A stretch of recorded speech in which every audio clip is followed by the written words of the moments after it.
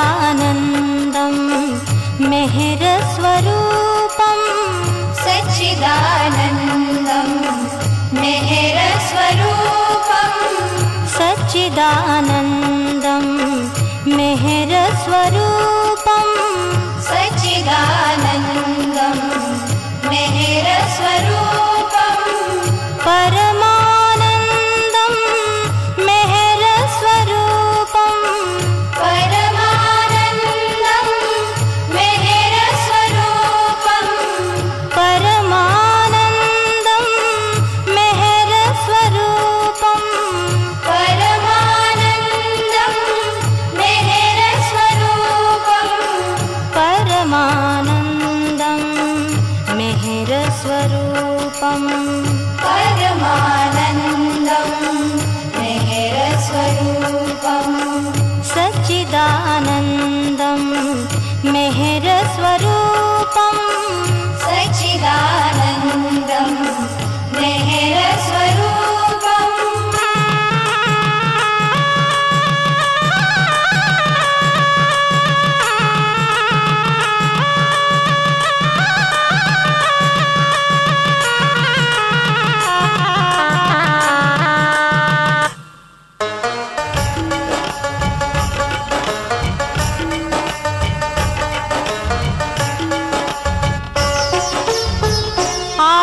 आत्मानन्दं मेहरस्वरूपं आत्मानन्दं मेहरस्वरूपं आत्मानन्दं मेहरस्वरूपं आत्मानन्दं मेहरस्वरूपं आत्मानन्दं मेहरस्वरूपं आत्मानन्दं मेहरस्वरूपं सच्चिदानन्दं मेहरस्वरूपं सच्चिदानन्दं मेहरस्वरूपं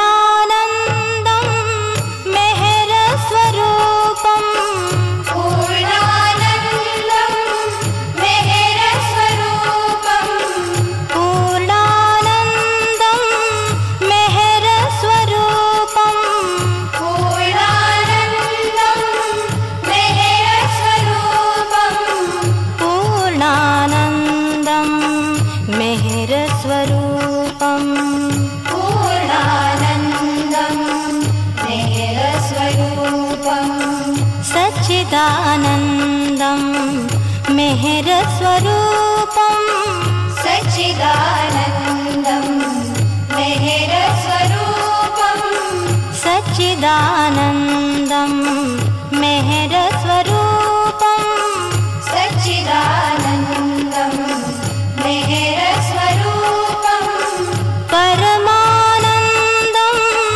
मेहरस्वरूपं परमानन्दं मेहरस्वरूपं परमानन्दं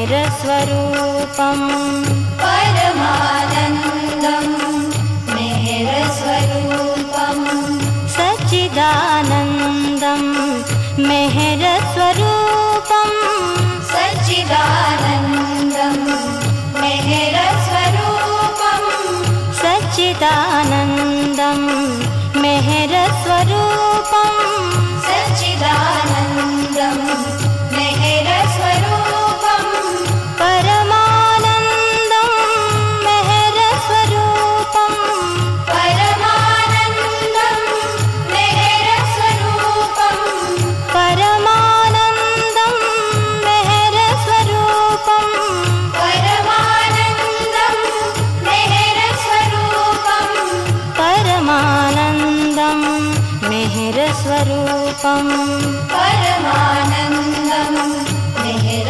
स्वरूपम सच्चिदानंदम मेहर स्वरूपम सच्चिदानंदम मेहर स्वरूपम सच्चिदानंदम मेहर स्वरूपम सच्चिदानंदम मेहर स्वरूपम सच्चिदानंदम मेहर स्वरूपम सच्चिदानंदम मेहर स्वरूपम सच्चिदानंदम मेहर स्वरूपम सच्चिदानंदम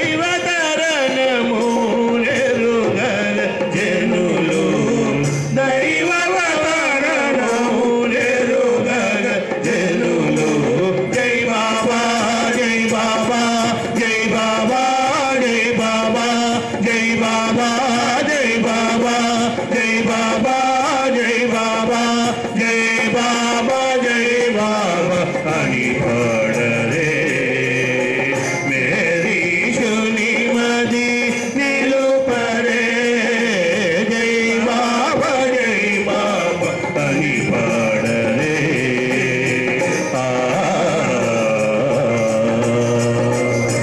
अवतार मेहर बाबा की जय।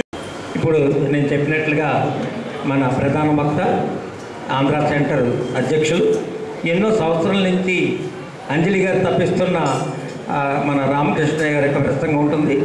వీరికి సమయము టైం లిమిట్ ఇచ్చే శక్తి నాకు లేదు, అది వారి స్వేచ్ఛ. ఈ ప్రసంగం తర్వాత అంజలి గారి కోరిక మేరకు వారి మనవరాలు మెహర్ నవ్యకి శ్రీ రామకృష్ణయ్య గారి యొక్క మెహర్ ప్రేమామృత హస్తాలతో అక్షరాభ్యర్థన చేయాలని కోరుతున్నాం.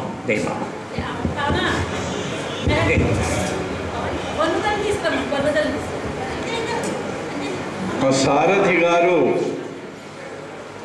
నాకు ఇట్లా ఉన్నత స్థానాన్ని కల్పించి ఆకాశానికి ఎత్తారు. మరి కింద పడతానా? సో సమయం కూడా పెట్టనన్నారు ఆయన. సో ఓకే, ధన్యవాదాలు. అవతార్ మెహర్ బాబా కీ జై. అంజలి గారు తీసుకొచ్చారు అన్నారు, అది అక్షరాల నిజం. ఎందుకంటే నవంబర్లో ఉంటుంది, ఎప్పుడు మేము హమీర్పూర్ వెళ్తూ ఉంటాం. అది ఇది కలవక ఎన్నోసార్లు సారీ చెప్పవలసి వచ్చింది అంజలి గారికి. ఆ సోదరి ప్రేమ, ఆమెను చూస్తేనే చిరునవ్వు, ఆ చిరునవ్వు, ఆ ప్రేమ, నిండుతనం చూస్తే నాకు బాబ్జీ గారి పాట గుర్తుకొచ్చింది. అంజలి మోడ్చి అర్పించుమురా పావనమౌని జన్మ, చేయకుమా వృథా, చేయకుమా వృథా. ఆమె ముఖంలో, ఆమె పేరులో అంజలి ఉంది, ఆమె ముఖంలో అంజలి మోడ్చి ఆ ప్రియతముడికి సమర్పించుకో, జీవితాన్ని వృథా చెయ్యకు అనే సందేశం ఆమె మొహంలో నాకు కనిపించింది. అలా ఈరోజు మరి ఇక్కడికి వచ్చే భాగ్యం నాకు కలిగింది. ఆయన మాటలు చెప్పటానికి నోరు సరిపోదు, మాటలు సరిపోవు, మనస్సు అక్కడి వరకు వెళ్ళలేదు. అవాంగ్మానస గోచరుడు. ఆయన గురించి ఏం చెప్తాం, మనం చెప్పలేము. అనుభవించవలసిందే కానీ చెప్పటానికి వీలు కానటువంటి విషయం, అవాంగ్మానసమైనటువంటి విషయం. దాన్ని అయినా మన మనస్సులను కాసేపైనా నిశ్చలంగా ఉంచుకొని వాటి వ్యాపారాన్ని ఆపివేయటానికి ఈ మాటలు పనికొస్తాయి. ఈ మాటల వల్ల మనస్సును కొంతసేపు, ఇప్పుడు ఇక్కడ ఉన్నాం మనం, నిజంగా ఇప్పుడు ప్రేమ వాతావరణం నెలకొని ఉంది. ఇంతమంది బాబా ప్రేమికులు, ఇంతమంది హృదయాల్లో ఉండే ప్రేమంతా ఒక చోట రంగరించినట్టు అయిపోయింది కనుక ఆ ప్రేమ సాగరంలో మనమంతా మునిగే అటువంటి అవకాశం మనకు దొరికింది. సో అలా ఆయన ఈ సన్నిధానంలో మనం ఉన్నాం కనుక బాబా అన్నారు, బాబా దగ్గరికి మనకు ఈ ప్రాంతం కాకినాడ, మొన్ననే అక్కడ సెంటర్ ఇనాగ్రేషన్ కూడా వెళ్ళొచ్చాం. షాపురం నాగేశ్వరరావు గారు మేమంతా వెళ్ళొచ్చాం. షాపురం రాజుగారు బాబా కార్యక్రమాలకి దేనికైనా తప్పకుండా వెళుతూ ఉండేవారు. ఆయనకు యాక్సిడెంట్ అయ్యి కాలుకు ప్లాస్టర్ వేస్తే కాలు ముడుచుకోకుండా ఇలా ఉంటే కూడా డాక్టర్ అన్నట నేను వెళ్ళాల్సిందే. ఎందుకంటే వచ్చేటప్పుడు బాబాను కలిసి వస్తూ ఉంటే బాబా అట్లా మళ్ళీ ఎప్పుడు వస్తున్నావు అన్నాడు. వస్తాను బాబా మళ్ళీ అంటే గురుప్రసాద్లో పూనాలో ఆయన అలా వెళ్తూ ఉండేవారు. ఆ కాలుకు ప్లాస్టర్ కట్టుకొని దాన్ని ముడవటానికి కూడా వీలు లేకపోతే ఆ డాక్టర్ను కూడా తీసుకొని వెళ్ళారు. సో ఆ డాక్టర్ కూడా ఆయనకి బాబా యొక్క దర్శనం లభించింది. ఆయనకు యాక్సిడెంట్ అయి ప్లాస్టర్లో ఉండటం మూలాన ఆయన ఏం చేశాడు, ఒకసారి బాబా దగ్గరికి, ఎందుకంటే ఆయనకు తెలుగు తప్ప వేరే భాష రాదు, బాబా దగ్గర బాబా అక్షర ఫలకం మీద బాబా 44 సంవత్సరాలు మౌనంలోనే యావత్ విశ్వం అంతా తిరిగారు. 13 సార్లు ప్రపంచం అంతా పర్యటించారు. పెద్ద పెద్ద మేధావులు, సైంటిస్టులు అందరూ కూడా ఆయన దగ్గరికి వచ్చి ఆయన ముందు నిలబడగానే కన్నీళ్లు గార్చేవారు. ఇప్పుడు సోదరి ఆమెకు కన్నీళ్ళు వచ్చాయి. ఆ బాబా ఆ కన్నీరు ఆయన ముందు వస్తూ ఉంటే 1931లో మొట్టమొదటిసారి బాబా వెళ్ళారు. రాజపుటానాలో వెళ్ళినప్పుడు గాంధీజీ కూడా అదే ఓడలో వెళ్ళారు. గాంధీజీ ఆ ఓడలో ఉన్నారని బాబా వేరే ఓడలో రిజర్వేషన్ క్యాన్సల్ చేయించి ఆ ఓడలో వెళ్ళారు. ఇంగ్లాండ్కి వెళ్ళిన తర్వాత గాంధీజీ 2 అక్టోబర్ ఆయన బర్త్డే బాబాకు సందేశం పంపించి, బాబా నా చుట్టూ జనం ఉన్నారు, వీళ్ళంతా రాజకీయ నాయకులు, నానా రకాల వాళ్ళు, అందరూ నన్ను అటు ఇటు లాగుతూ ఉంటారు, నేను రాలేను, నా జన్మదినం రోజు మీరు వచ్చి నాకు దర్శన భాగ్యం కలిగిస్తే నేను సంతోషపడతానన్నారు. బాబా దగ్గర ఉండే సెక్రటరీ చాంజీకి చెప్పారు, హనుమంతుడిలాగా నీ భుజాల మీద కూర్చోబెట్టుకోనైనా తీసుకురావయ్యా అన్నాడు ఆయన. అప్పుడు బాబా ఉదయం అంతా తిరిగారు, వీసా కోసం అమెరికన్ కాన్సులేట్ అవన్నీ వెళ్ళి రాత్రి 8:30కు గాంధీజీ దగ్గరికి వెళ్ళారు. వెళ్ళిన తర్వాత చూడండి, విశ్వవిభుడు ఆయన, అనంతుడు, సనాతనుడు, ఉన్నతోన్నతుడు అయిన ఆయన మరి ఏంటి దర్శనం ఇవ్వటానికి నువ్వు నా దగ్గరికి రావాలా, నేను నీ దగ్గరికి రావాలని అడగలేదు ఆయన. ఆయనకు అందరూ సమానమే. ఆయన వెళ్ళిపోయి అక్కడ గాంధీజీ అన్నారు, అందరూ వెళ్ళిపోండి అంటే బాబా అన్నారు, ఉండని వాళ్ళు కూడా చూస్తారు నన్ను అన్నారు. సో అలా ఆయన దగ్గరికి వెళ్ళిన తర్వాత గాంధీజీకి బాబా అడిగారు, నేను మొట్టమొదటిసారి వచ్చాను, నా దగ్గరికి వచ్చిన వాళ్ళంతా క్రీస్తును నమ్మేవారు, భగవంతుడు ఉన్నాడని నమ్మని వాళ్ళు కూడా ఉన్నారు, కానీ అందరి పరిస్థితి ఏమిటి అంటే నా ముందుకు వచ్చి నిలబడి నాతో ఆలింగనం చేసుకొని నా స్పర్శను పొందగానే అలా కన్నీటి ధారలు కారుస్తూ కూర్చుంటున్నారు, వెళ్ళిపోమంటే వెళ్ళిపోకుండా అలాగే ఉంటున్నారు నా ముందు, ఎందుకో తెలుసా అన్నారు.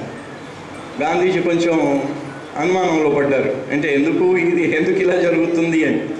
బాబానే స్వయంగా మళ్ళీ చెప్పి, బాబా ఆయన పూసగుచ్చినట్టు ఆయన కార్యక్రమాలన్నీ చెప్పారు, జరిగిందంతా చెప్పారు. ఆయనకి అవసరం లేదు ఆయన చెప్పాల్సింది, కానీ అన్నీ చెప్పి అప్పుడు అన్నారు, ఎందుకంటే నేను ఆపాదమస్తకము ప్రేమమయం, ప్రేమ తప్ప ఏమీ లేదు, I'm full of love, I have no desires. మేరీసా గారు ప్రారంభం ఓపెనింగ్ బ్యాట్స్మెన్, ఆయన దాంతోనే ప్రారంభం చేశారు, కోరికలతోని. సో కోరికలు అనేవి నాలో ఎక్కడా లేవు, ఆయన సంకల్పమే ఈ సృష్టికి మూలం. పోతనామాత్యుడు చెప్పినట్టు ఎవని చేయ జనించు జగం ఎవ్వని లోపల నుండి లీనమై, ఆయన నుంచి జనించింది లోకం అంతా, ఆయన నుంచే వచ్చింది, కానీ ఆయన కోరికే లేదు ఆయనకి. ఎందుకు ఈ జగాన్ని మళ్ళీ ఎందుకు పుట్టిందో, ఎక్కడికి వెళ్ళాలో, అందరి గమ్యం ఏమిటో అందరినీ అటువైపు నడిపించటం ఆయన పని. అందుకని ఆయనకు సంకల్పం లేదు, కోరిక లేదు. సంకల్పం మొదటి ఆది సంకల్పం ఉంది కానీ కోరికలు లేవు. అందరినీ కలిపి తీసుకొని వెళ్ళటమే ఆయన పని అని గాంధీజీకి చెప్తూ బాబా అన్నాడు, నా కోరికలు లేవు, ప్రేమమయం. సూర్యుడు ఉన్నాడు, నిన్నటాకు బాగా వర్షాలు పడి చల్లగా ఉందనుకోండి, సూర్యుడు రాగానే ఎండ ఎంత బాగుందని వెళ్ళి ఎదురుగా నిలబడితే చాలు, ఆయన అడగాల్సిన పని లేదు, ఆయన మన కోసం ఏదో ప్రత్యేకంగా చేయాల్సిన పని లేదు. సూర్యునికి ఎదురుగా ఎండలో నిలబడగానే మనకు వేడి వచ్చేస్తుంది. అలాగే ప్రేమమయుడైనటువంటి అవతారుడు కానీ సద్గురువు కానీ ఆయన ముందు వెళ్ళి ఒక్క క్షణం నిలబడినట్టయితే ఆ ప్రేమ వాతావరణం అంటే ఆ ప్రేమ వల్ల మనకుండే కోరికలు, మనకుండే అజ్ఞానం, మనలో నిండి ఉండే అహంకారం అన్నీ కూడా కాసేపు సద్దుమణుగుతాయి అన్నమాట. అప్పుడు తెలియకుండానే కన్నీళ్లు వస్తాయి. ఆ కన్నీళ్లు హృదయంలో ఆవిర్భవించినటువంటి ప్రేమకు తర్కాణం, ఆ ప్రేమకు అది చిహ్నం. అందుకని ఎప్పుడైతే కన్నీళ్ళు వచ్చాయో హృదయంలో ప్రేమ జాగృతం చేయబడుతోంది అనేది అక్కడ నిశ్చయం. అందుకని గాంధీజీకి చెప్పి మీ వల్ల కాదు అని. ఎందుకు అంటే గాంధీజీ మరి నిస్వార్థపరుడే, జాతిపిత ఆయన జాతిపిత, ఈయన జగత్పిత. ఆ ఇద్దరూ కలిశారు 2వ రోజు జాతిపిత బర్త్డే రోజున లండన్లో. అయితే అక్కడ బాబా చెప్తూ నువ్వు చేయలేవు, ఎందుకంటే నీకు చిన్నవో పెద్ద కోరికలు లేవు, స్వార్థం లేదు, అయినా కోరికలు ఉన్నాయి. నేను చేసే పని నెరవేరాలి, బ్రిటిష్ వాళ్ళతో అడగబోయే డిమాండ్లన్నీ నెరవేరాలి, అవి కోరికలే. ఆ కోరికలు ఉన్నాయి, ఆ కోరికలన్నీ నీకున్నాయి కనుక దాంట్లో మళ్ళీ ఈ చుట్టూన్న వాళ్ళందరూ సంతోష పెట్టాలనే కోరిక ఒకటి. ఒకళ్ళు వింటారు, వీళ్ళ కోసం చెప్తే వాళ్ళకి గిట్టదు, వాళ్ళ కోసం చెప్తే వీళ్ళకి గిట్టదు. అందుకనే బాబా ఆయన సజెషన్ ప్రకారంగా మళ్ళీ బొంబాయికి వచ్చినప్పుడు అంబేద్కర్ని కలిసి కూడా గాంధీజీ చెప్పినట్టుగా వినాలి అని కొన్ని సూచనలు కూడా చేశారు బాబా అంబేద్కర్ని కలిసి. సో అలా ఆయనతోని గాంధీజీతోని చెప్పినప్పుడు బాబా అన్నారు, ప్రేమ మొత్తం ప్రేమే, కోరికలు లేని స్థితి అనేది అది మనకు సాధించవలసినటువంటిది. డాక్టర్ దగ్గరికి వెళ్తాం ఎందుకు? ఏదో ఒక వ్యాధి ఉంది, ఆ వ్యాధి నయం చేయడానికి వెళ్తాం. ఆ వ్యాధి నయం చేసుకొని వస్తాం, కానీ వ్యాధిని మళ్ళీ వెంట పెట్టుకొని వస్తామా? డాక్టర్ నుంచి వచ్చేటప్పుడు రాము. డాక్టర్ దగ్గరికి వెళ్ళేదే ఆ ఉన్న వ్యాధిని పోగొట్టుకొని వ్యాధి లేని స్థితితో మళ్ళీ వెనక్కి రావాలి. అలాగే బాబా అంటాడు. అందుకని బాబా ఆయనలో కోరికలు లేవు, ఆయన కోరికలు లేకుండా చేసే డాక్టర్ అన్నమాట. భవసాగర వైద్యుడు ఆయన, భవరోగ వైద్యుడు ఆయన. భవరోగం ఏంటి? కోరుకోవటమే. నేను, నాది, నాకు అది కావాలి, ఇది కావాలి, ఇది భవరోగం.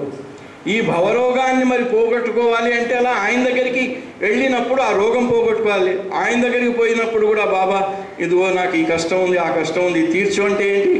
రోగం కోసం మన రోగాన్ని మాన్పుకోవాలని పోయి మళ్ళీ రోగాన్ని, ఇంకో కొత్త రోగాన్ని, దానికి అడిషన్ రోగం అడుక్కోవటం అయిపోతుంది అన్నమాట. అందుకని మెహరాబాద్ గురించి ఓ పద్యం రాసినప్పుడు నాకు అనిపించింది, కోరికలు కోరి రాకుడి దరికి మీరు, మెహరాబాద్కి. ఎందుకంటే ఆయన భవరోగ వైద్యుడు కదా. భవరోగ వైద్యుడు అంటే ఏంటి? అక్కడ కోరికలు కోరి రాకుడి దరికి మీరు, కామ్యరహితుల చేయుటే కార్యమిచట. అక్కడ కార్యం ఏంటి? మెహరాబాదులో కామ్యరహితులను చేయటము, డిజైర్లెస్ చేయటము. ఎందుకు డిజైర్లెస్ చేయాలి? బాబా బెంగళూరు లింక్స్ బంగ్లాలో ఉన్నారు, మస్తు కార్యక్రమం చేస్తున్నారు. చట్టి బాబాని తీసుకెళ్లారు నాగపట్నం నుంచి, అక్కడ ఉన్నాడు ఆయన. ఆ పక్కనే ఉంటే ఓ ప్రొఫెసర్ వచ్చాడు. వచ్చి బాబా దర్శనం చేసుకొని, బాబా నాకు అన్నీ ఉన్నాయి, సుఖం వచ్చినట్టే వస్తుంది పోతుంది. ఆయన చెప్పారు, మేరీ సగర్, సుఖం ఒకటే కోరుకుంటే రాదు. ఎందుకంటే ₹1 నాణ్యం తీసుకున్నాం, ఒక పక్కన బొమ్మ, ఒక పక్కన బొరుసు. నాకు ఆ ₹1 నాణ్యం కావాలి, కానీ ఒక బొమ్మే కావాలి, బొరుసు వద్దు అంటే ఎట్లా అవుతుంది? కుదరదు. ఒకదాంతో రెండూ వచ్చేస్తాయి. దాని వెనకాలే మనం కోరుకునేది సుఖమైన, సుఖంతో పాటు వెనకాలే దుఃఖం కూడా దాని వెనకాలే వస్తుంది. పగలతో రాత్రి, రాత్రితో పగలు ఎలా అయితే ఉంటాయో, ఒక నాణ్యానికి బొమ్మ, బొరుసు ఎలా ఉంటాయో, మనం కోరిన ఒక కోరికకు దాని యొక్క సుఖం వెనుక దుఃఖం కూడా వస్తుంది. అందుకని కోరుకోకపోతే మేలు కదా, కోరుకుంటే రెండూ వస్తాయి. మరి దానికి ఈ కోరికలకు అతీతంగా వెళ్ళిన వారికి ఎప్పుడూ ఇదే. ఆ ప్రొఫెసర్ అన్నాడు, బాబా అన్నీ ఉన్నాయి, డబ్బు ఉంది, నాకు అధికారం ఉంది, జ్ఞానం ఉంది, అంటే ప్రాపంచిక జ్ఞానం ఆయన చెప్పుకున్నది. మరి నాకు ఆనందం, సుఖం ఇలా వచ్చినట్టే వస్తుంది, మళ్ళీ వెంటనే ఏదో దుఃఖం వచ్చేస్తుంది, అది ఉండటం లేదు. ఎలా బాబా అన్నారు. బాబా పక్కనే ఉన్న చట్టి బాబాని చూపించారు. ఇదిగో ఈ చట్టి బాబా ఉన్నారు చూసారా, ఆ చట్టి బాబాకు కోరిక అనేదే లేదు. దాని వల్ల ఏమైంది? ఆయనకు సర్వం అయింది, ఈ ప్రపంచం అంతా అయిందే. నా ఇల్లు అని ఒకదాన్ని ఇది నాది అనుకున్నాం అనుకో, మీలే నావి కావు. యావత్ విశ్వం నాది అనుకున్నాం అనుకోండి, అప్పుడు నాది అనేది లేకపోతే యావత్ విశ్వం నాది అవుతుంది. బాబా ఒక సందర్భం, ఒక కథ కూడా చెప్పారు. ఒక మహారాజు సభధీరి ఉన్నాడు, అందరూ సభలో ఉన్నారు. ఉన్నట్టుండి ఆయనకు ఒక మంచి ఆలోచన వచ్చిందట. ఈరోజు నేను చాలా ప్రసన్నంగా ఉన్నాను, ఇక్కడ కూర్చున్న వాళ్ళందరూ కూడా, అది పెద్ద సభ, దాంట్లో బంగారం, వెండి, రత్నాలు, వైఢూర్యాలు అన్నీ రకరకాలైన అన్నీ అక్కడ పొదగబడి ఉన్నాయి ఆ సభలో.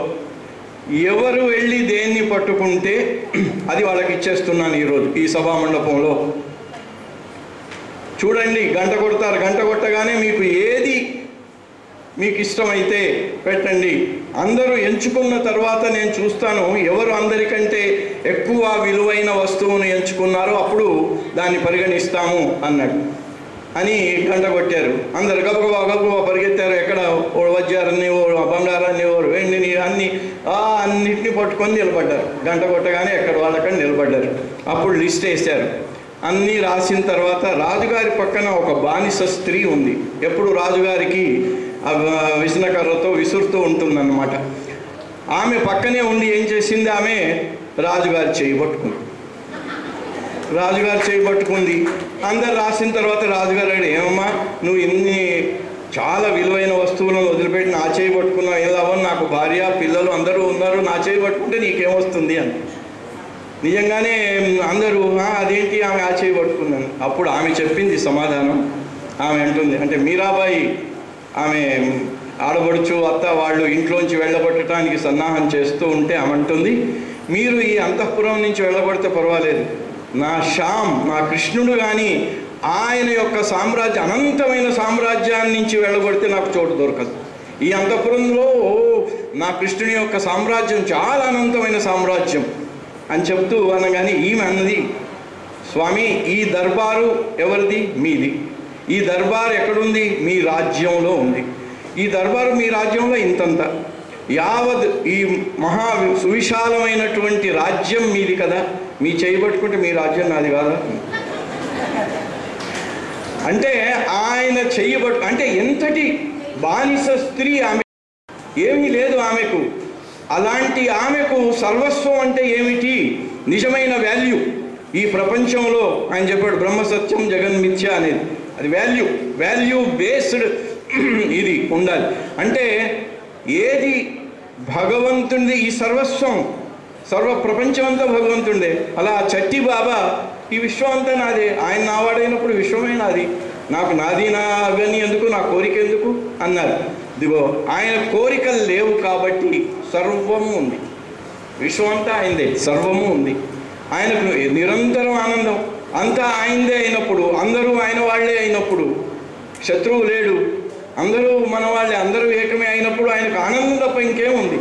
ఆనందం అక్కడే నిరంతరాయంగా ఎప్పుడూ ఉండే ఆనందాన్ని ఆయన పొందుతాడు. నువ్వు కూడా మరి అలా కామ్యరహితుల చేయుటే కార్యమిచట. మీకు కోరికలు లేనటువంటి స్థితిని ప్రసాదిస్తాను, కానీ నా దగ్గరికి వచ్చి కూడా అది లేదు ఇది లేదు అని అడిగారు అనుకోండి, అయిపోతుంది. అది మీకు రావచ్చు రాకపోవచ్చు, కానీ కోరికలు లేని స్థితిని మీరు అడిగినప్పుడు మీకు కోరికలు లేని స్థితినే ప్రసాదిస్తాను అన్నారు బాబా. బాబా నవజీవనంలో, ఇది అక్టోబర్ మాసం అంటే మరి మనకు నవజీవనంలో బెల్గాం అయిపోయింది, బనారస్లో భిక్షాటన చేశాడు ఆయన.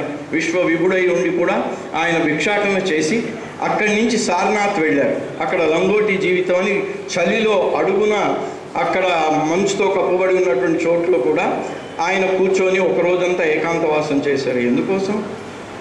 భాస్కర్ రాజు గారి మాట ఇక్కడ వల్లె వేసుకోవాలి. అవసరంబు తనకు లేక అవతరించ మన కొరకే.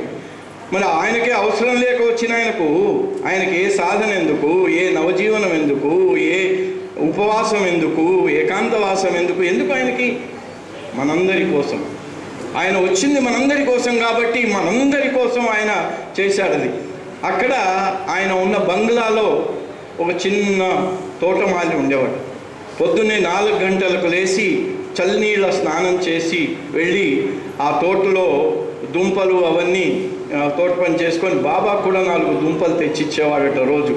ఆయనకి ఎవరో బాబా ఎవరో తెలియదు, చెప్పకూడదు కూడా. అప్పుడు నవజీవనంలో పెద్దన్నయ్య అనాలి కానీ మెహర్ బాబా అని చెప్పకూడదు. ఆయన్ను చూసిన తర్వాత మండలి వాళ్ళను పంపించి బాబా అన్నాడు, ఆయనను వెళ్ళి అడగండి, ఆయనకి ఏమన్నా కావాలా మనం ఇప్పిద్దాము అని. ఆయన పరిస్థితి ఏంటి? పొద్దున్నే లేచి 4 గంటలకు రామ్ రామ్ సీతారాం అని స్నానం చేసి పనిచేసుకున్నంతసేపు రామ్ రామ్ సీతారాం అనే భజన చేసుకుంటూ ఉంటాడు. ఆయనకు విరిగిపోయిన ఒక మంచం ఉంది, చినిగిపోయిన ఒక బ్లాంకెట్ ఉంది, ఒకటే అల్యూమినియం గిన్నె, అది కూడా ఎప్పుడో పాతది నల్లబడిపోయింది కింద. దాంట్లో బియ్యం వండుకొని 2 కూరగాయల ముక్కలు ఏమైనా వేసుకొని ఇంత ఉప్పు వేసుకొని సగం పొద్దున సగం రాత్రి తింటాడు. ఆయన జీవితం అది. ఆయనకున్న విషయాలు అవి ఏంటి? విరిగిపోయిన మంచం, చినిగిపోయిన బ్లాంకెట్ ఆయన ఆస్తి. బాబా మండలి వాళ్ళని పంపించి అడిగించారు, ఏం కావాలో చెప్పు. అన్నీ ఉన్న వాళ్ళకే మనకు ఇంత పెద్ద లిస్ట్ వస్తుంది, వెయిటింగ్ లిస్ట్. ఒకటి తర్వాత ఒకటి ఇంకేమైనా మర్చిపోయామా? చూడండి, ఎవరేమో మరి అక్కడ ఏదైనా పూజ కానీ వ్రతం కానీ చేసినప్పుడు ధర్మార్థ కామ మోక్ష చతుర్విధ పురుషార్థ ఫలం అవన్నీ కావాలి. దాంట్లో ఏమిటి? ఇన్ని కోరికలన్నీ ఏమేమి అడగాలి భగవంతుడిని, అన్ని లిస్టులో ఉంటాయి. అయితే ఆయన్ని అడిగిస్తే ఆయన అన్నాడు, చిరునవ్వు నవ్వుతూ ఆయన అన్నాడు, ఠాకూర్నే సబ్ కుచ్ దియా అన్నాడు. ఠాకూర్ అంటే ఆ ప్రాంతంలో వాళ్ళు కృష్ణుణ్ణి ఠాకూర్ అంటారు. ముందు మెహరాకు అనుమానం వచ్చిందట, ఠాకూర్ అంటే ఈ బిల్డింగ్ ఓనరా, ఆయనే ఈయనకు అన్ని ఇచ్చాడా అని అనుకుందట. అనుకుంటే కాదు బాబా చెప్పారు, ఠాకూర్ అంటే కృష్ణుడు. ఠాకూర్నే సబ్ కుచ్ దియా, అన్నం ఇచ్చాడు, సర్వం ఇచ్చాడు, నాకేమక్కర్లేదు. 3 సార్లు అడిగించారు బాబా. 3 సార్లు అదే చిరునవ్వుతో నాకేమీ అక్కర్లేదు, కృష్ణుడు నాకు సర్వము ఇచ్చాడు. ఏంటి? విరిగిపోయిన మంచం, చిరిగిపోయిన బ్లాంకెట్, సర్వం అట ఆయనకి. సర్వం ఉందట. ఎందుకు? ఆయన కోరికలు లేవు. హీ హాజ్ నో డిజైర్, నాకు కావాలి.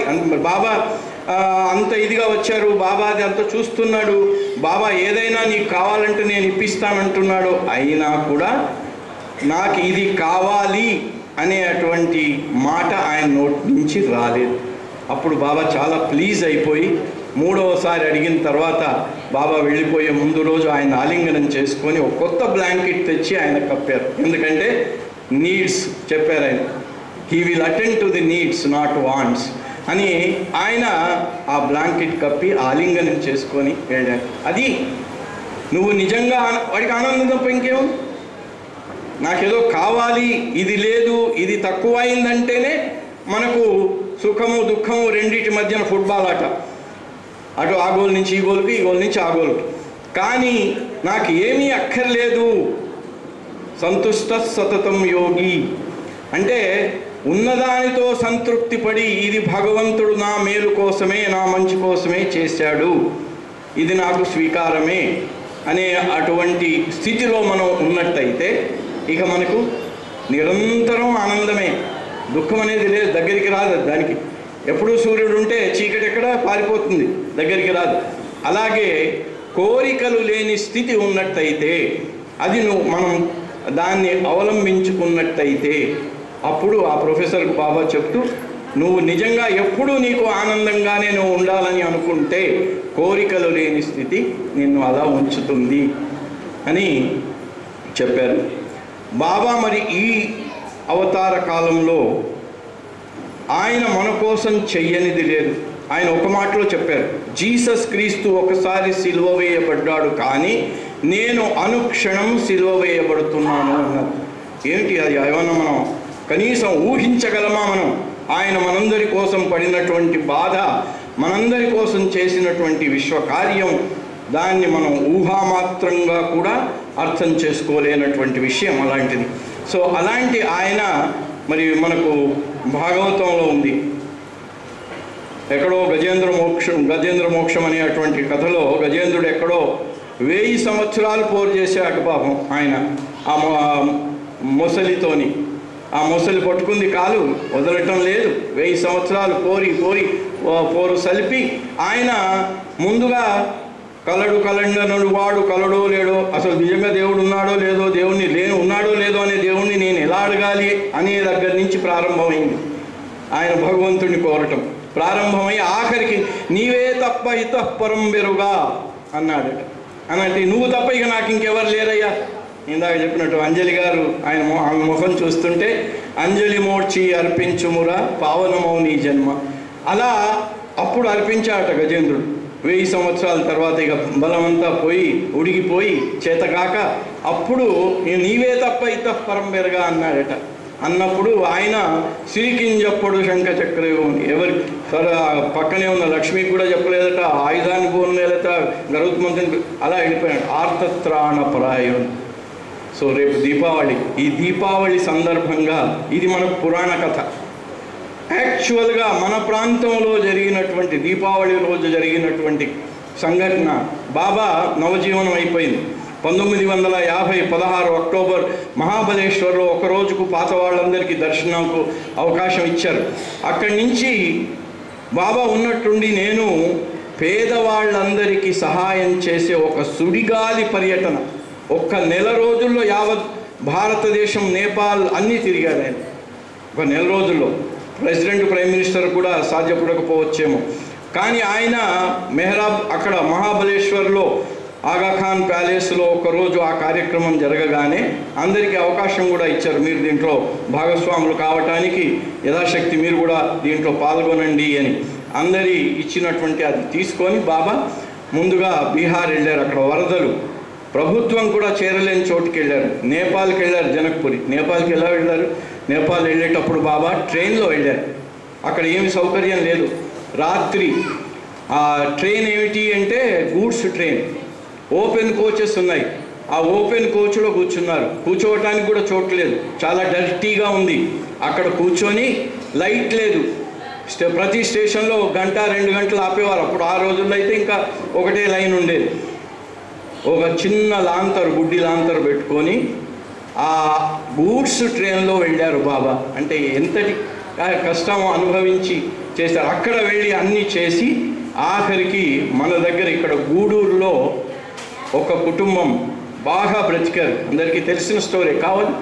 ఈ దీపావళి సందర్భంగా జరిగినటువంటి స్టోరీ. మరి గజేంద్ర మోక్షాన్ని పోలినటువంటి ఆ సన్నివేశం. అయితే వాళ్ళు, ఆయన వ్యాపారి, మంచి సంపన్నుడు, పెద్ద ఇల్లు కట్టించుకుంటూ ఉన్నాడు. ఆయన స్నేహితుడే ఒక బిల్డర్, ఆయన నిర్మాణ కార్యక్రమాలు చేసేవాడు. ఇద్దరి పేరు ఒకటే, కళ్యాణ్. వాళ్ళిద్దరూ కలిసి ఈయన కోసం ఒక మంచి బిల్డింగ్ను కట్టారు. ఆఖరి స్థితిలో ఉన్నప్పుడు ఈయన బిజినెస్లో లాస్ వచ్చింది, అంతా పోయింది. పోయిన తర్వాత ఆ బిల్డింగు కట్టినటువంటి తన స్నేహితుడిని అడిగాడు, అయ్యా నా దగ్గర ఇప్పుడు డబ్బు లేదు, నాకు ఎలా డబ్బు వస్తే అలా నీకు ఇస్తాను, ఆ ఇల్లు అయిపోయింది కదా, ఆ బిల్డింగ్ నాకు ఇచ్చేయి అన్నాడు. నువ్వు డబ్బు ఇచ్చేదాకా ఇవ్వను అంటే స్నేహితుడే శత్రువు అయిపోయినాడు. స్నేహితుడే అతనికి విరోధంగా అయిపోయి ఆయన ఇది బిల్డింగు నేనే ఆక్యుపై చేసుకొని నువ్వు డబ్బు ఇస్తేనే నీకు ఇస్తా, డబ్బు ఇవ్వకపోతే నేను ఇవ్వను అని దాంట్లో తిష్ట వేశాడు.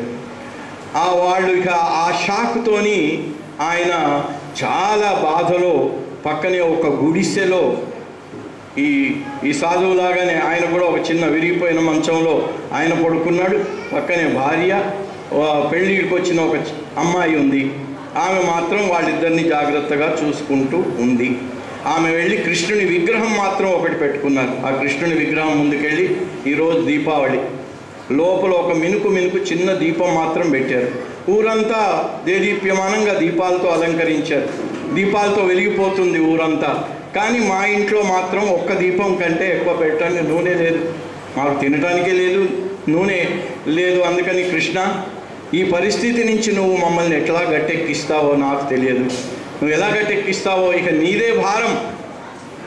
సమర్పణ, అంజలి మోడ్చి అర్పించుమురా అని ఆ స్థితిలో ఆ అమ్మాయి కృష్ణుణ్ణి వేడుకుంటూ ఉంది. వేడుకుంటూ ఉంటే బయట తలుపు మీద శబ్దం వినబడింది. వెళ్ళి తీసింది. ఈరిచి వచ్చి, అమ్మా ఈ ఫలానా ఆయన ఇల్లు ఇదేనా? ముందు అక్కడికి వెళ్ళాడు ఆయన, నాకు తెలియదన్నాడు ఆయన. వాళ్ళ చిన్న అబ్బాయి వచ్చి అడ్రస్ చెప్పాడు. అక్కడికి వెళ్ళిన తర్వాత తలుపు కొట్టడం ఎప్పుడు? ఆమె కృష్ణుణ్ణి వేడుకుంటోంది, అయ్యా ఈ పరిస్థితిలో ఉన్నాం మేము, ఒకప్పుడు చాలా సంపన్నులం, బాగా బ్రతికాం, ఈరోజేమో మరి ఆమె పాపం చీర కూడా చింపులతో ఉన్న చీర కట్టుకుందట ఆ అమ్మాయి. సో ఈ రుచి గమనించింది. సో ఆమె అలా ప్రార్థన చేస్తూ ఉండగా తలుపు తట్టడం. అంటే మరి గజేంద్ర మోక్షం అంటే ఆయన లక్ష్మికి చెప్పకుండా ఎవరికి చెప్పకుండా వెళ్ళాడు అన్నట్టు ఆయన వెళ్ళింది బీహార్, నేపాల్, కలకత్తా, కటక్. అప్పుడు అక్కడి నుంచి మళ్ళీ బాబా నేరుగా మద్రాసు వచ్చారు. ఈ జరిగిన సంఘటన ఇది సరిగ్గా దీపావళి రోజు జరగటం, ఆమె ప్రార్థించటం, సరిగ్గా అక్కడికి బాబా చేరటం. మరి బాబా సర్వజ్ఞుడే కాదు, కరుణామయుడు అనే అటువంటి దానికి ఏ రకమైనటువంటి ప్రూఫ్ అక్కర్లేదు. సో అట్లా బాబా మద్రాసులో ఉండగా అది బాబా అంత నాటకం అన్నమాట. అంటే బాబా జరగబోయే దానికోసం అన్నీ ఆయన ఏర్పాటు చేస్తాడు. మద్రాసులో బాబా నాకు దాహంగా ఉంది, ఈరిచి వెళ్ళి కొబ్బరి నీళ్లు తీసుకురా అన్నారు. ఎందుకంటే ఆ కొబ్బరి నీళ్ళ దగ్గర జరిగే సన్నివేశం చాలా ఇంపార్టెంట్. ఈ నెల్లి కొబ్బరి నీళ్ళ దగ్గర ఆ కొబ్బరి నీళ్ళు తీసుకుంటూ ఉండగా ఇద్దరు ఒక వ్యక్తి గురించి, ఒక కుటుంబం గురించి మాట్లాడుకుంటున్నారు. అబ్బా అంత మంచివాడు, అంత సంపన్నుడు, ఈరోజు ఈ పరిస్థితికి వచ్చాడు, ఆ స్నేహితుడే ఆయన్ని మోసం చేశాడు అనగానే ఈరిచి వెంటనే చెవులో పడింది. వెంటనే అడ్రస్ అది అన్నీ కనుక్కొని వచ్చాడు. అంటే ఈరిచిని పంపించింది బాబా అందుకోసమే. అంటే బాబా బయలుదేరింది ఇలాంటి వాళ్ళ కోసం బయలుదేరాడు. అంటే ఆ గజేంద్ర మోక్షంలో విష్ణుమూర్తి వెళ్ళి గజేంద్రుడిని ఎలా కాపాడాడో అలా బాబా ఇక్కడ బయటికి చూడటానికి మనకు సన్నివేశం ఏమిటి అంటే, వారికి ఏమీ లేదు, బాబా వెళ్ళి అప్పుడు కాళ్ళు కడిగి, మరి బాబా ఎప్పుడు కూడా పేదలకు. ఇప్పుడు మన ఆంధ్రాలో కూడా ఆయన మొట్టమొదటి కండిషన్ అదే పెట్టాడు. నేను ఎక్కడ దర్శనం ఇచ్చినా ఆ రోజు ముందుగా నేను కనీసం 7 పేదవాళ్ళ కాళ్ళు కడిగి ఆ కాళ్ళ మీద నా తల ఆనించి వాళ్లకు దైవదక్షిణ ఇవ్వాలి. అది జరిగిన తర్వాతే దర్శన కార్యక్రమం. అలాగే బాబా బర్త్డే కానీ ఏ సందర్భం కానీ బాబా చేసినటువంటి పని పేదవాళ్ళని, దాని గురించి బాబా విశ్లేషణ కూడా ఇచ్చారు. మామూలుగా మనలాంటి వాళ్ళు, సంస్థలు ఎవరైనా పేదవాళ్ళకి అలాంటి కార్యక్రమం చేసి వాళ్లకు సహాయం చేస్తే ఆ చేసిన ఒక్క వ్యక్తికి మాత్రమే దాని ఫలితం దక్కుతుంది. తర్వాత దానివల్ల సంస్కారాలు కూడా ఇచ్చిపుచ్చుకోవటం జరగకపోవచ్చు, దాని గురించి వెళ్ళను నేను. కానీ అవతారుడు కానీ సద్గురువు కానీ ఏ ఒక్కరికైనా అలా పాదాలు కడిగి ఆ పేదవారికి దైవదక్షిణగా ఇచ్చినప్పుడు అలాంటి వాళ్ళు ప్రపంచంలో ఎంతమంది ఉన్నారో వాళ్లకు డైరెక్ట్లీ ఆర్ ఇండైరెక్ట్లీ వాళ్ళందరికీ ఆ ఫలితం చేరుతుంది. అవతారుడు చేసిన కార్యక్రమానికి అంటే ఎవరికైతే బాబా కాళ్ళు కడిగి శిరస్సు ఆనించి వాళ్లకు దైవదక్షిణ ఇస్తున్నారో వాళ్ళు ఆయన యొక్క మాధ్యమంలాగా అయ్యి అతని ద్వారా యావత్ విశ్వంలో ఉన్న అలాంటి వాళ్ళందరికీ కూడా ఫలితం చేకూరుతుంది. అంటే అవతారుడికి పనికి మిగిలిన వాళ్ళ పనికి. ఎందుకు అంటే అందరిలో ఉన్నది ఆయనే, అందరి మనస్సులు హృదయాలు ఆయనకు కల్పబడి ఉన్నాయి. ఆయన చేసిన పని వెంటనే మాస్టర్ సర్వర్ నుంచి మొత్తం పీసీలకు ఎలా వెళ్ళిపోతుందో అక్కడి నుంచి అందరి హృదయాలకు వెళ్ళిపోతుంది. ఆ వెళ్ళిపోయిన హృదయాలలో ఎక్కడ దానికి దీటుగా దాని ప్రకారంగా చేసే వాళ్ళ ద్వారా అది జరపబడిపోతూ ఉంటుందన్నమాట. సో అలా ఆ గూడూరులో ఆ కుటుంబం బాబా కాళ్ళు కడిగి దీపావళి రోజు కాళ్ళు కడిగి వారికి 500 దక్షిణ ఇవ్వగానే ఆ అమ్మాయి మళ్ళీ వెళ్ళి కృష్ణుని విగ్రహం ముందు, హే కృష్ణ, ఇప్పుడే కదా నేను ప్రార్థించాను, ఒక్క క్షణం కూడా కాలేదు, అప్పుడే ఈ రకంగా నాకు సహాయం పంపించావా అంటే ఈరుచన్నాట ఆయనే కృష్ణుడమ్మా అన్నాడు. మరి ఆ మాట ఆమె విన్నదో లేదో ఏమైందో తెలియదు. కానీ ఆ రోజు దీపావళి రోజు, రేపటి రోజు బాబా మన ఈ గూడూరులో మాంబళం స్ట్రీట్లో చేసినటువంటి ఒక గజేంద్ర మోక్ష సన్నివేశం. అలా ఆ ట్రిప్లో బాబా ఎన్నో కుటుంబాలకి చేశారు. అయితే ఇక్కడ బాబా వాళ్ళ ఇంట్లో తన కోటు మర్చిపోయారు. స్టేషన్కి వెళ్ళిన తర్వాత గుర్తొస్తే ఈరిచన్నాడు, నేను వెళ్ళి తీసుకొస్తాను బాబా, వద్దు ఉంచు వాళ్ళ దగ్గరే. అంటే ఎంతటి అదృష్టవంతులో వాళ్ళు. అంటే బాబా చేసినటువంటి బాహ్యంగా మనకు కనిపించేటువంటి కాళ్ళు కడిగి శిరస్సు ఆనించి ఆయన ఇచ్చే దైవదక్షిణ బయటికి కనిపించేదైతే బాబాకు తెలుసు వాళ్ళు ఎంత భాగ్యులు. ఇందాక గోపి పాట పాడాడు కదా, ఎన్నో జన్మల పుణ్యఫలమా లేకపోతే ఇదా, ఎన్ని జన్మల నుంచి వారు భగవంతుణ్ణి ఆరాధిస్తున్నారో, ఎన్ని జన్మల నుంచి భగవంతుడితో వారికి బంధం ఉందో బాబాకు తెలుసు. చెన్నైలోనే అన్నాడు, I know you for ages అని ఒక ఆయన, ఆ డీటెయిల్కి వెళ్ళను నేను.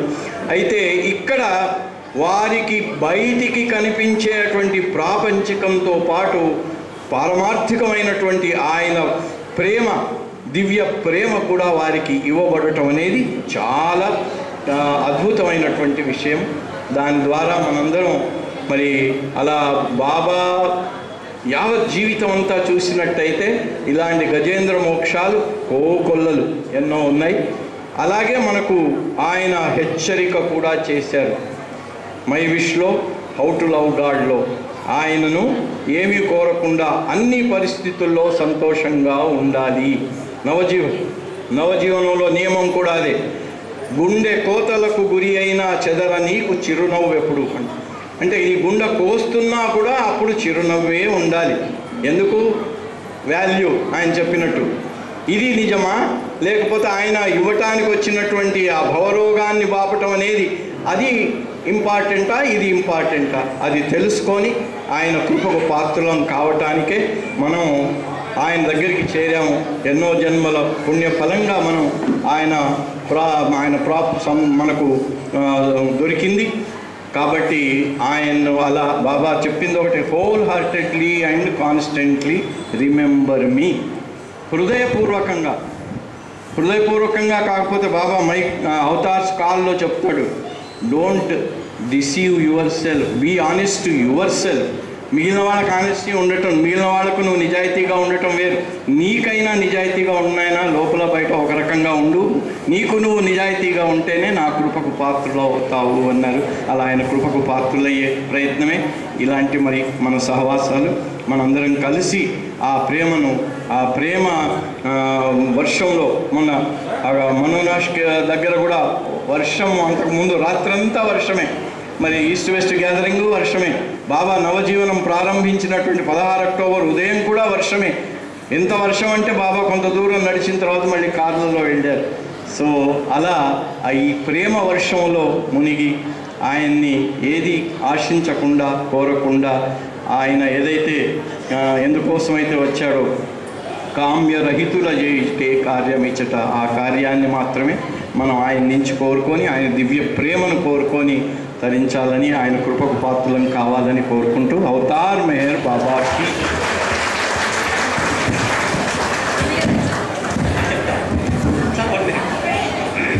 అంజలి గారి కోరిక మేరకి మన సోదరులు రామకృష్ణయ్య గారు వారి మనవరాలు మెహర్ నవ్యకి ఆయన బాబా ప్రేమామృత హస్తాలతో అంటున్నాను, ప్రేమామృత హస్తాలతో అక్షరాభ్యాసం చేయడానికి పెర్మిషన్ తీసుకున్నాను ఆయన దగ్గర. జై బాబా. ఈ కార్యక్రమం అయిన తర్వాత మన మెహర్ సుధాకర్ గారు ఒక 5 నిమిషములు ఆయన ఉత్తరాది మెహర్ పర్యటన చేసి వచ్చారు, దాని సారాంశం చెప్తారు. తదుపరి ప్రకటనలు ఉంటాయి, ఎవరైనా వస్తే వాళ్ళ సెంటర్ కార్యక్రమాలు ప్రకటించవచ్చు. తదుపరి రామారావుపేట సెంటర్ చేత 10 నిమిషములు బాబా నామామృతం ఉంటుంది.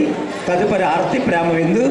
ఆల్రెడీ ఈ ప్రోగ్రాంలో హోస్టల్ దగ్గర నేను అరగంట పెర్మిషన్ తీసుకునే ఉన్నాను, ఎందుకంటే వారి ఇష్టం లేకుండా ఏమి చేయకూడదు, షెడ్యూల్ దాటడానికి నా ఇష్టం లేదు, వారి పెర్మిషన్ తీసుకునేది కొనసాగించబడుతుంది. మనం చెప్పుకున్నాం కదా, ఎన్నో జన్మల పుణ్యఫలం అంటే ఈ తరాల వారిగా కూడా ఉంటుంది. వారి తాతగారు భాస్కర్ రాజు గారి బుర్రకథలో ఆయన ముందు వెంకటాచార్య కంటే ముందు హాస్య పాత్రధారిగా ఉండేవారు.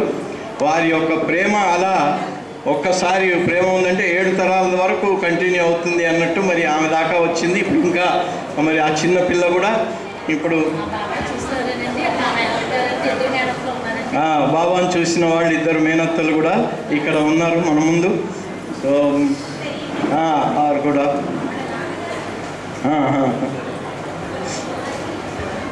జై బాబా అమ్మ.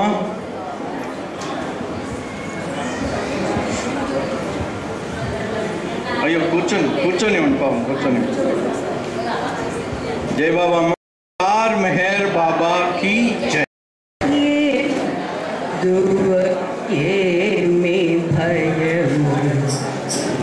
परम कलिमी गलुगा ये दुव मी भयम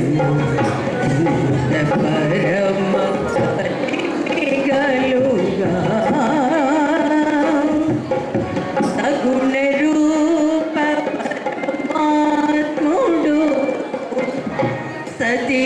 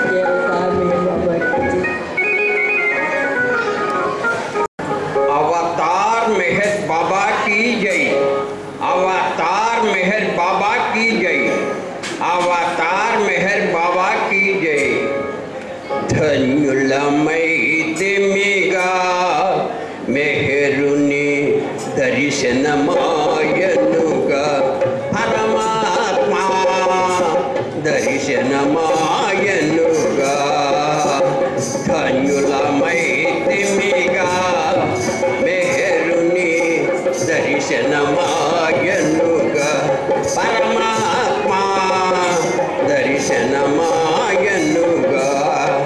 పూర్వజన్మ సంస్కార ఫలితమునా సర్వమయాని అండల పిలిచెను సర్వమయాని అండల పిలిచెను ధన్యులమైతిమిగా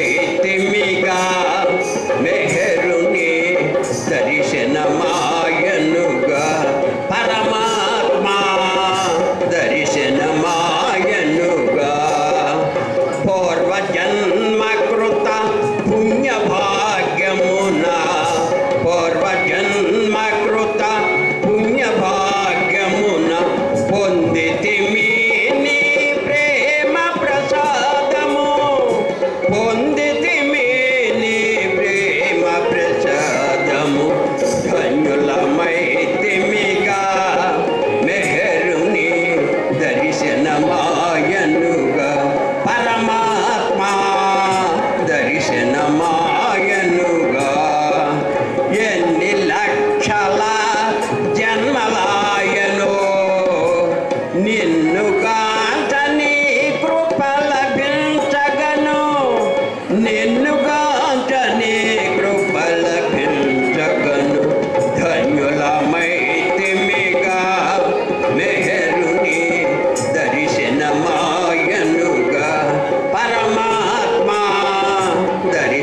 దర్శనమాయనుగా మెహరుని అవతార యుగములో మెహరుని అవతార యుగములో మహిని సజీవులమై ఉండుటయే మహిని సజీవులమై ఉండుటయే ధన్యులమైతిమిగా మెహరుని దర్శనమాయనుగా పరమాత్మా దర్శనమాయనుగా రామకృష్ణ అవతార యుగములలో ప్రేమతో గొలిచిన ఋషి యోగి ప్రజలు ఎంత ధన్యులని ముదమొందితిమో అంత వారమని మురియుచుంటిమి ధన్యులమైతిమిగా మెహరుని దర్శనమాయనుగా పరమాత్మా దర్శనమాయనుగా మహిళో మానవ జన్మే గొప్పదట ఇహ పర సౌఖ్యము నీ దర్శనమట బంధ విముక్తిని బాంధవ్యంబట బ్రహ్మైక్యమే నీ దివ్య ప్రేమయట ధన్యులమైతిమిగా మెహరుని దర్శనమాయనుగా పరమాత్మా దర్శనమాయనుగా ప్రేమ రూపమున పొడమికి దిగితివి ప్రేమ ప్రసాదము పంచి ఇచ్చితివి ప్రేమానుభూతి పొందకేచితివి ప్రేమైక్యమే పరబ్రహ్మమంటివి ధన్యులమైతిమిగా మెహరుని దర్శనమాయనుగా పరమాత్మా దర్శనమాయనుగా అనురాగి భాస్కర ప్రియ మెహరు అనంత సత్యము కనుగొనరా అందరి మది తెరలలో మరుగుపడిన అందరి మది తెరలలో మరుగుపడిన అనంతాత్మయే మెహరురా మెహరురా మెహరురా మెహరురా మెహరురా ధన్యులమైతిమిగా మెహరుని దర్శనమా